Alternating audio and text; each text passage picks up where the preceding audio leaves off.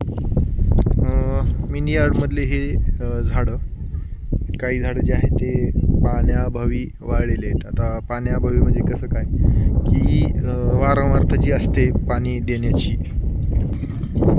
तर ती वारंवारता जर गॅप जो आहे तो जास्त राहिला तर पाण्याअभावी जे आहे ते अशी झाडं वाळलेली. आता हे लिंबाचं पण हे पूर्णपणे गेलेलं आहे.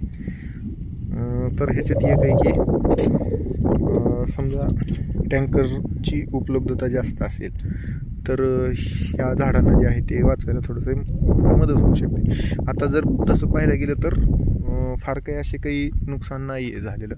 पूर्ण आपण जर अख्खी लाईनच्या लाईन जर बघितली पूर्ण, तर एवढ्या ह्याच्यामध्ये फक्त ह्या लाईनला तर फक्त ही एक अख्खं पूर्ण ह्याच्यामध्ये एकच झाड वाळलेलं आहे. बाकी पण रेशो जर पाहिला आपण सगळ्या ह्याचा, तर तिकडंसुद्धा बरीचशी झाडं जी आहेत ते म्हणजे बचावलेलीच आहेत. हे सुद्धा आता फुटायला चालू झालेलं आहे. फक्त ह्याच्यात एक आहे की घाण पाणी ह्याच्या बुडाला गेलं नाही पाहिजे, नाही तर ते जर पाणी गेलं तर परत ते दुसरा तो प्रॉब्लेम आणखीन हा होतो. अशा पद्धतीने ही सगळी झाडं